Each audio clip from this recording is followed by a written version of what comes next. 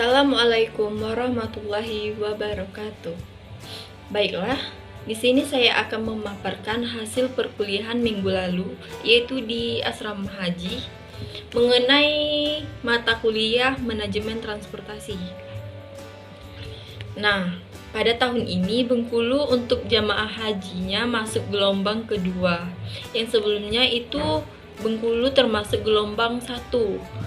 Kalau gelombang 1 embarkasi langsung ke Madinah, ngambil miqat di Bir Ali. Sedangkan gelombang 2 yaitu embarkasi langsung Jeddah, dalam artian mengambil miqat di pesawat. Gedung yang lengkap embarkasi ada 2, yaitu Gorontalo, terus Bengkulu. Bengkulu termasuk embarkasi yang terbesar. Nah, menjawab pertanyaan kenapa kita jemaah haji belum bisa landas di Bengkulu? Karena Bandara Fatmawati Soekarno Bengkulu belum mencapai untuk pesawat yang kapasitasnya besar untuk landas di bandara.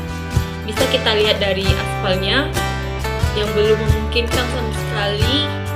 Banyak fasilitas yang belum memenuhi standar embarkasi. Oleh karena itu, jamaah Bengkulu terbang dari Bandara Internasional Minangkabau yang ada di Padang.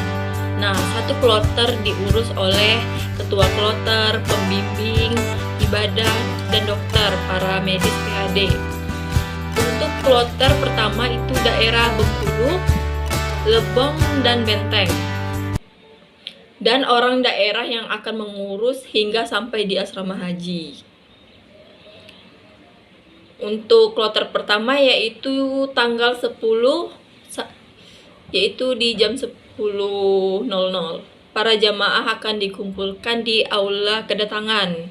Nah, di sini semua urusan diselesaikan pada waktu itu, mulai dari tes kesehatan untuk melihat layak atau tidak layaknya jamaah itu berangkat. Kemudian pembagian gelang, paspor, manifest.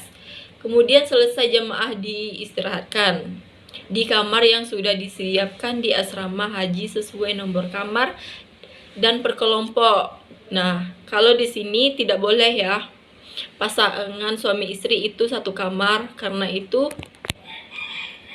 sudah ketentuannya. Malamnya sesudah sholat isya akan dikumpulkan lagi kembali. Akan ada perbincangan sedikit mengenai pemberangkatan esoknya. Jamaah esoknya akan diangkut menggunakan bus, yaitu pemerintah menyater busan atau rafflesia yang sudah disiapkan petugas sesuai manifest masing-masing. Sampai 393 jamaah terangkut ke bandara. Kita disiapkan 2 pesawat untuk jamaah Bengkulu. Untuk jamaah 393 itu. Nah, besoknya akan ada lagi masuk jamaah tanggal 11 sampai 12 kloter kedua. Bengkulu ada 4,5 kloter. Yang setengah kloter akan gabung sama jamaah Padang dan penuh satu pesawat itu. Mengenai kenapa rangkaian ibadah haji itu lama, sebenarnya rangkaiannya tidak lama, namun otoritas penerbangan udaranya yang buat lama. Jadwal penerbangan pesawatnya yang tidak memungkinkan itu sudah diatur untuk penerbangan kita.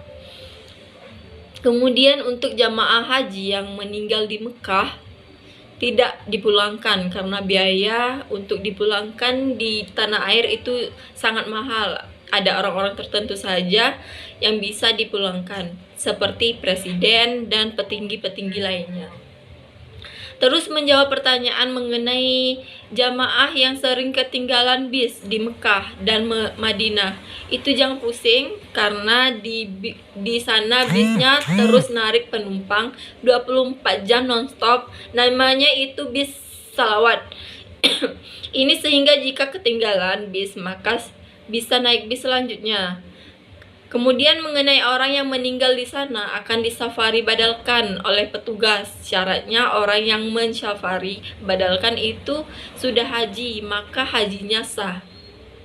Kemudian untuk kepulangan jamaah akan ke asrama haji dulu, tidak bisa langsung pulang karena masih pertanggungjawaban dari pemerintah. Boleh pulang setelah serah terima jamaah haji. Mungkin itu saja materi yang dapat saya paparkan. Wassalamualaikum warahmatullahi wabarakatuh.